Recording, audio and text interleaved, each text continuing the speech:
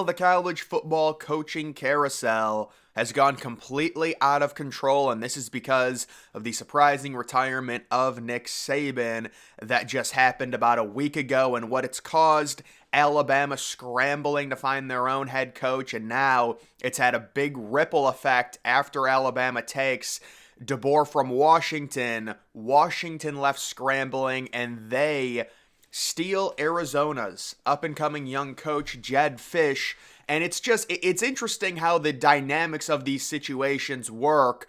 There was actually someone that captured Kalen DeBoer's final statement to Washington players in the locker room, and it's just all crap. The dude's just making stuff up because he can't say, hey, look, I'm just getting more money. I'm getting a pay raise. I'm going to Alabama. I'm sorry. I know I've committed to the university. I know what we said, all year about loyalty and staying together. And look at what happens to Washington. Will Rogers. By the way, has anyone been following the Will Rogers situation? So he goes into the transfer portal. He commits to Washington, and then he's seen on the sideline of the national championship game. I don't know how that's allowed in the same season after playing and being Mississippi State's starting quarterback. And then when it turns out his head coach is leaving, he re-enters the transfer portal. So technically, Will Rogers was on Washington on the sidelines of the national championship, and then he just immediately transfers. Just what a strange situation that is. And now the thought process is, now that Arizona loses their head coach, they're a young up-and-coming team, could they also lose their young superstar freshman quarterback, Noah Fafita? Maybe he will follow his head coach, kind of like Jonathan Smith did with Aiden Childs to Michigan State.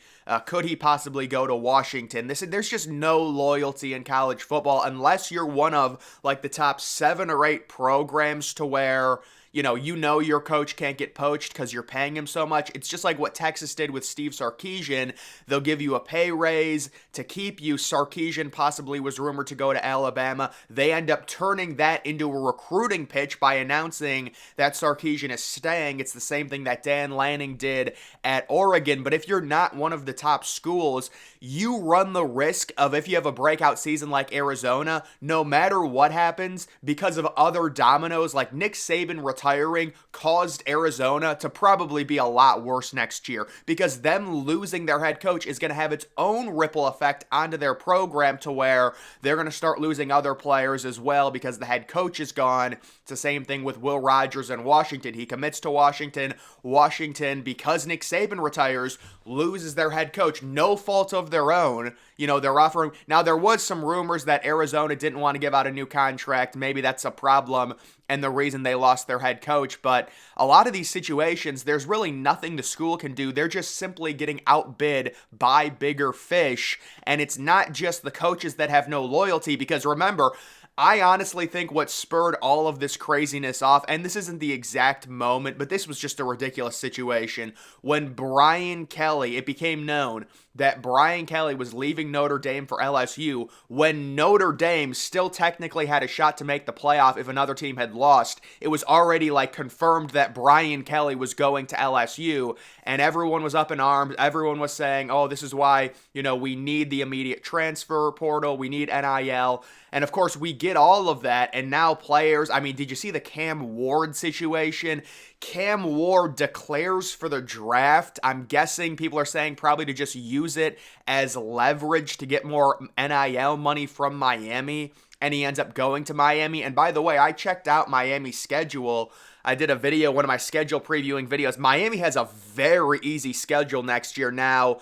Seems like the same thing every year with Miami. It's like Groundhog Day. They always have a manageable schedule, and they still lose 5 games. But I don't know. Maybe Miami finishes 10-2 next year, sneaks into the 12-team playoff with Cam Ward. But that's just another situation in terms of college football. Guys, the biggest issue right now with college football, it is the calendar. The calendar just doesn't make sense. The transfer portal should not take place until the final game is played, or at least all of the semifinal games have played. You can open up the transfer portal the week before the national title, because obviously the players in the national title are probably not going to transfer. Although we did see Malik Murphy, he was on Texas's roster, hit the transfer portal when his team was in the playoff, and that's just a business decision, but that's why the calendar needs to be changed. And you're seeing just zero loyalty when it comes to college football. And these smaller programs, again, if you have a breakout year, you run the risk of having your good young head coach be poached by a crazy factor, by the fact that Nick Saban retires. That's caused the domino effect that is this situation within college football. We also saw J.J. McCarthy. He's heading to the NFL. I don't think... Well, I mean, people were saying there's like a 50-50 chance he was going to stay. I always thought he was going to go to the NFL. He'll probably, I'm guessing, be a second, maybe a third-round pick. It doesn't surprise me that he's leaving. You have to wonder now, with the rumors surrounding Jim Harbaugh, we got an update on him. He's interviewing with the Chargers. Apparently, nothing is, right now happening. He's just weighing all of his options out. Jim Harbaugh, it's the same thing every year. He goes and interviews with NFL teams. If you're a Michigan fan, you have to hate it. And this could be a different situation to where he is facing a suspension, so maybe he does end up leaving. That could be a big problem for Michigan considering their tougher schedule next year. They've got a Week 2 non-conference game against Texas. If you lose J.J. McCarthy and Harbaugh, he's probably already going to be suspended for that game anyways, even without the Connor Stallion stuff, because the NCAA was going to suspend Harbaugh for 4 games. They tabled it until this season, or until this offseason, where they're going to talk about it before the Stallion stuff came out. And then Michigan self-imposed a 3-game suspension, not 4 games, so he's still likely facing a suspension this coming year before the Stallion stuff. And remember, the Big Ten, even without much investigation, suspended Harbaugh for 3 games during the season because of that Stallions thing. So you would think the NCAA would come down even harder. I'm not saying Harbaugh would be suspended the entire season, but I do think it would be a multi-game absence, which would mean they would be without Harbaugh and J.J. McCarthy for the Texas game in Week 2, and you have to wonder, what does Michigan do at quarterback now? It's a frenzy in college football. It's a complete free-for-all. Would Michigan try and lure someone into the portal? Would they, the backup quarterback who has kind of played sparingly, mainly as a rusher, would he come in? I know they're getting a young quarterback, a true freshman, solid 4-star recruit, but you wouldn't think of, a true freshman would come in and start for Michigan. It'll be interesting to see what they end up doing. How about Tonga Vailoa from Maryland in that situation as well? We thought this kid, there's no way he has any eligibility left. Well, it turns out he's trying to get a waiver because as a true freshman or a redshirt freshman back when he was really young and he was on Alabama, because this is Tua's brother, and this kid committed to Alabama, and once he realized he wasn't going to start for Alabama, he transfers to Maryland and has a really good career. But apparently Alabama burned his red shirt. You can appear in 4 games and still maintain, your red shirt. Apparently, Alabama burned it by him kneeling at the end of a game, and he appeared in a 5th game, and now he's trying to do a waiver to get approved to have another year of college football. Imagine that kid transfers to Michigan. I'm not saying it's going to happen. I'm just saying there were Michigan fans talking about it, saying this could be a possibility. Maybe they'll get Talia Tagovailoa to transfer if he does get that extra year of eligibility. These kids, they keep getting extra years. It's because of the pandemic situation, and it is pretty crazy in terms of that. So we'll have to see. But there's just so much stuff going on with college football and so much movement.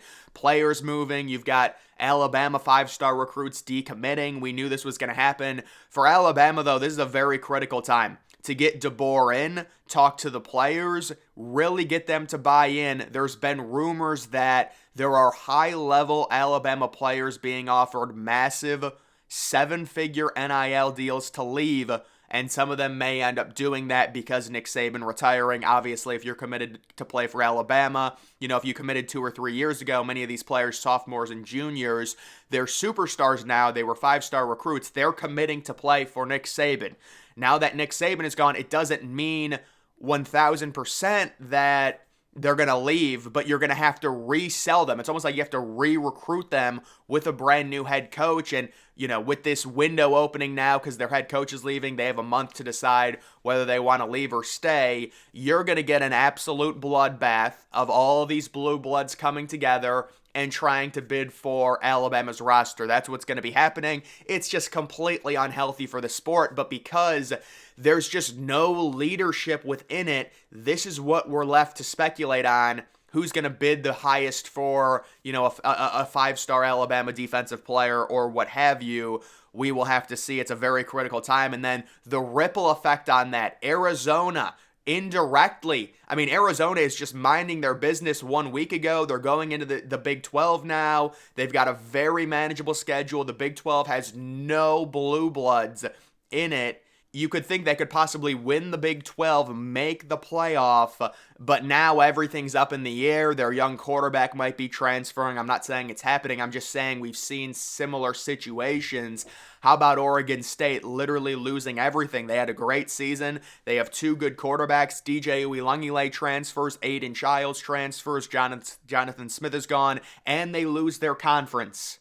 And it is a cutthroat world now of college football.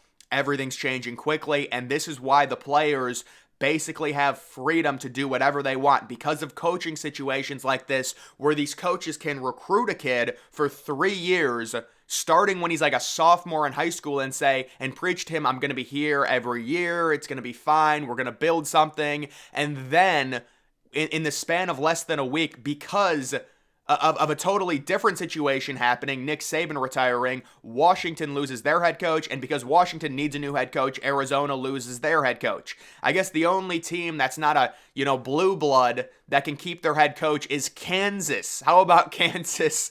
But either way, guys, that's just kind of the mess of college football right now. That's going to do it for this video. Make sure you're following me on X. Link to that's always in the description.